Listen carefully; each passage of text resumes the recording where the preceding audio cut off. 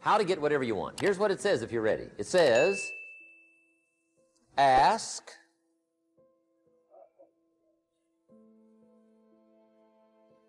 That's it. End of notes. Ask. If there's one art in life to learn extremely well, that's got to be one of them. The art of asking. What does ask mean? Ask means, what do you want? And the formula is staggering. It says ask and what? A guy ought to look into that.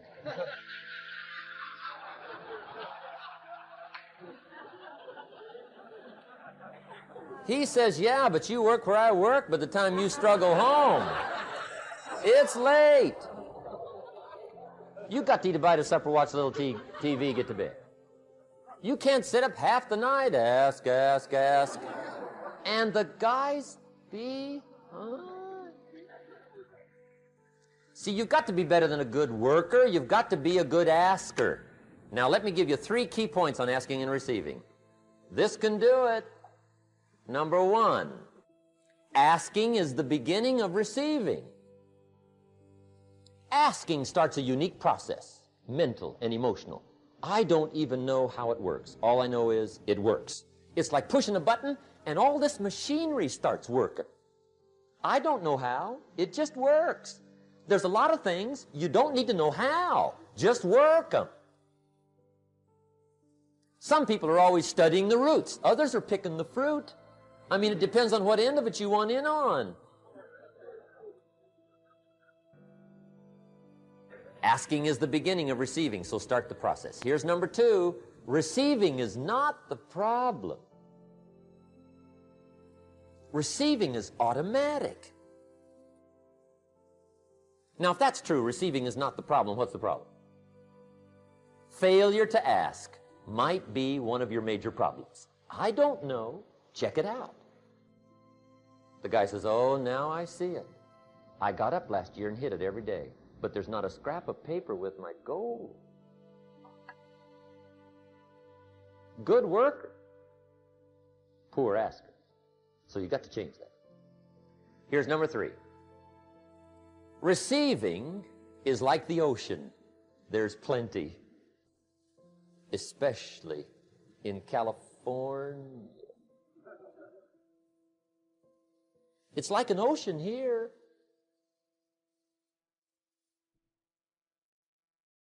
Success is not in short supply. It isn't rationed, and you stepped up to the window and it was all gone. No, no, no. It's like an ocean here. Now, if that's true, what's the problem? Well, some people go to the ocean with a teaspoon. Have you got the picture? See, what you want to do in view of the size of the ocean is trade your teaspoon for at least a bucket, and you'll look better down at the ocean. Kids won't make fun of you, right? Okay. Now, there's 2 ways to ask, and we'll wrap up goal setting. 2 ways. Here's number 1. Ask with intelligence. It didn't say ask intelligently, but I'm sure it meant that. Don't mumble. You don't get anything by mumbling. Be clear. Be specific. Intelligent asking means how wide, how high, how soon, when, what size, what color, how much. Define what you want and describe what you want. That's powerful. In the weekend seminar we teach, goals become like a magnet. They pull you that direction. And the better you describe them, the more they pull. So ask intelligently. Here's number 2. Ask with faith. That's the childish part of the equation. Believe you can get what you want like a child. Not an adult. Adults are too skeptical. So the formula really reads, make plans like an adult and believe in them like a child. And the most incredible things will happen. Just try it for 90 days. Just try it. You can always go back to the old ways. Just try it. Just 90 days, 90 days. Now, here's the last qualifying phrase on goal setting, as we promised to qualify everything. And it simply goes like this. Remember, you won't get everything you want. And we've already studied the reason for that. Simply, sometimes it hails on your crop and rains on your parade. It's that kind of planet. So you won't get everything you want, but if you will work this goal-setting formula, you can get plenty for wealth and happiness. Now, let me give you a little simple formula for goal setting, okay?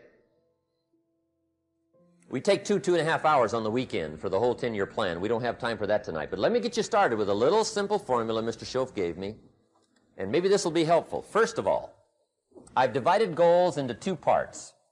First is long range. Long range goals. That's your dreams. Your dreams for the next 3, 5, 10, 20, 30, 40 years. Actually, the rest of your life. Your dreams. You've got to keep dreaming. Ronald Reagan, president, said to the joint session of Congress a few weeks ago, "The Republic is a dream. And if we don't keep dreaming, we will lose the Republic." Your better future is a dream for yourself and for your family. Where do you want to go? What do you want to do? What do you want to be? What do you want to see? You've got to dream dreams. There's a Bible phrase that says, without dreams and visions, people perish. You've got to have something to go for that inspires the heart and the soul. Dreams. From the children of Sanchez, it says, take the crumbs from starving soldiers, they won't die. Take the bread from hungry children, they won't cry. But without dreams, we all will die.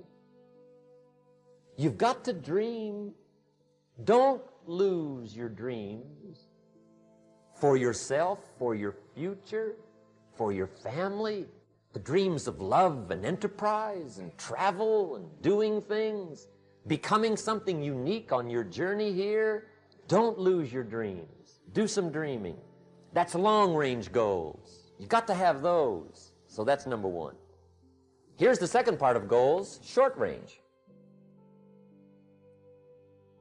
Short-range goals. That's your goals for tomorrow, this week, this month, this year, the immediate future. We call these confidence builders. Because if you set up something short-range, go for it, get it, latch onto it, work hard, accomplish it. That starts building your strong feelings to go for your dreams. Now, I've divided goals into 3 categories. Here they are. Number 1 is economic. That's your goals for money, income, business, profits, production. Economics. Make sure you've got your economics well planned. Economics plays a major role in everybody's life. Economics is major, which means it ought to be meticulously well planned for tomorrow, this week, this month, this year, long range.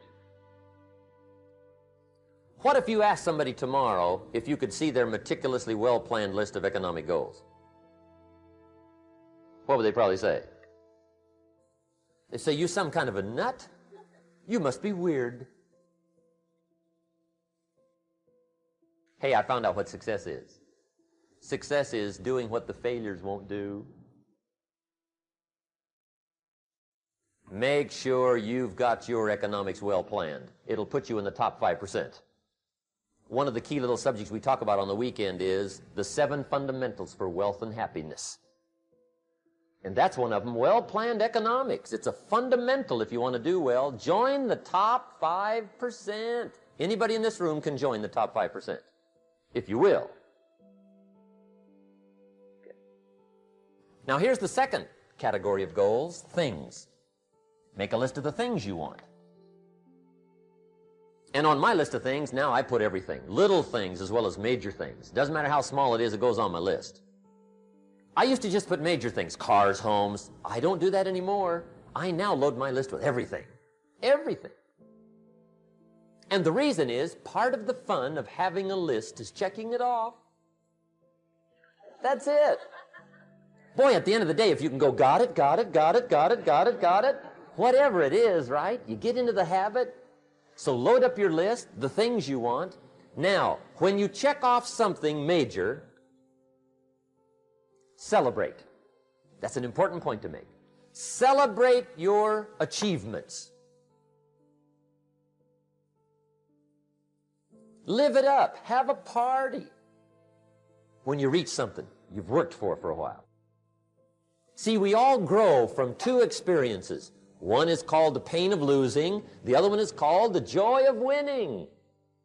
We need both of them. Amplify them as much as you can, which also means make losing painful. If you set up something, fooled around, didn't get it, put it on yourself. On the other side, if you did get it, congratulate yourself. Self-congratulations is a sign of maturity. Seeking congratulations is a sign of immaturity. But hey, winning and losing, see, that's what it's all about. That's the name of the game. Now, some people lead such mediocre lives, at the end of the day, they don't know whether they're winning or losing. They got no clue. Guy's just going through the day with his fingers crossed. There's a better way. Okay, here's the third category of goals, personal development. Put those goals together. Personal development goals. That's your goals to be stronger, more decisive, be a speaker, be a leader, learn a language, all kinds of skills. Okay. The whole weekend seminar was designed to improve all your skills so that you walk away more skillful. And that's what you want, the personal development skills. That's what attracts, that's what brings good things to your life, the person you become more skillful.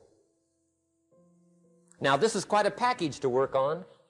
Economics, things, personal development. For tomorrow, this week, this month, this year, long range. Okay? That'll get you started.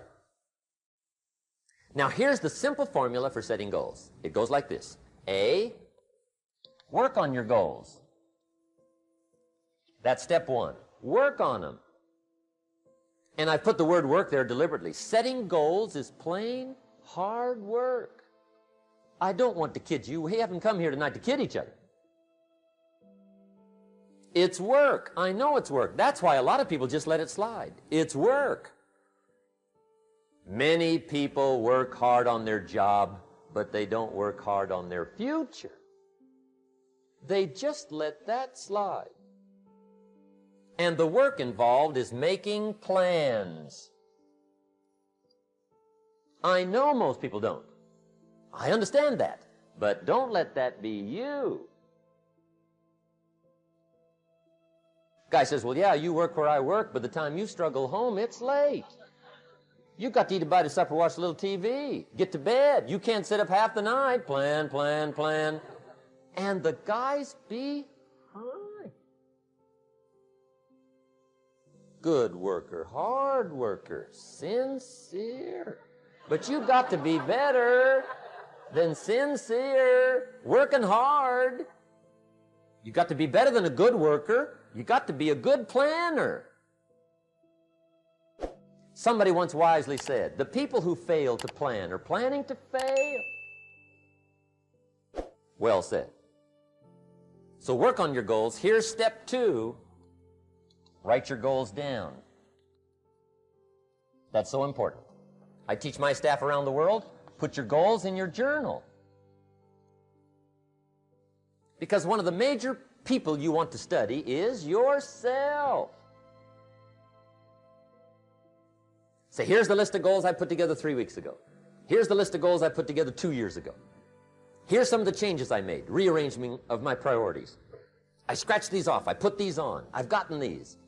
Study your accomplishments. Study what your desires are. Put them on paper. Write them down. Here's another reason for writing your goals down. It shows you're serious about doing better. And to do better, you got to get serious.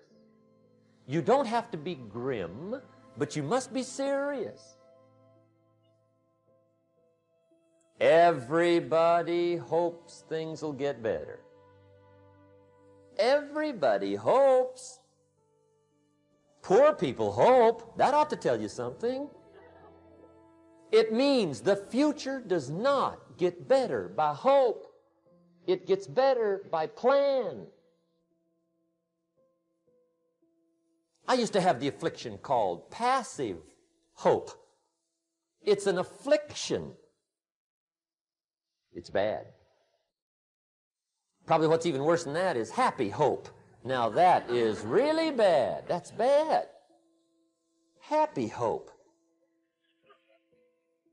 The guy's 50 and he's broke and he's still smiling. See, that's not good. So get serious about your goals. Put them on paper. Write them down. There's all kinds. His goals, her goals, their goals.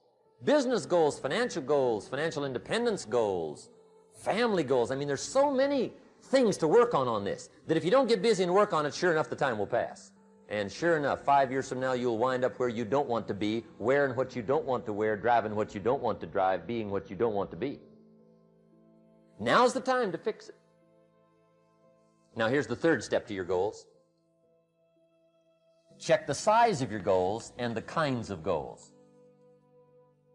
How big they are, what kind they are, affects you.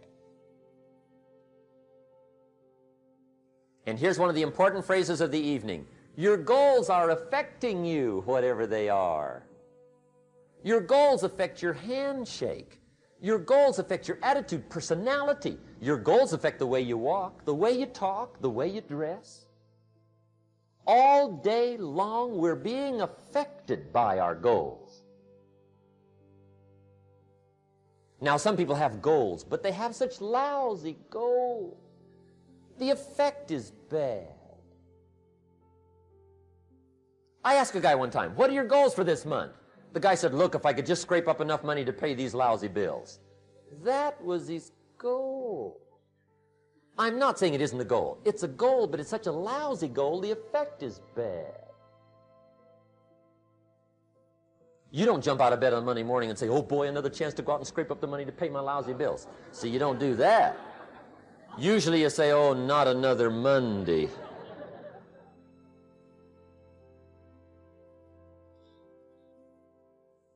And some people have so given up on life, they have joined the thank God it's Friday club. How sad. Surely those are the same people, when life is over for them, will say, thank God it's over.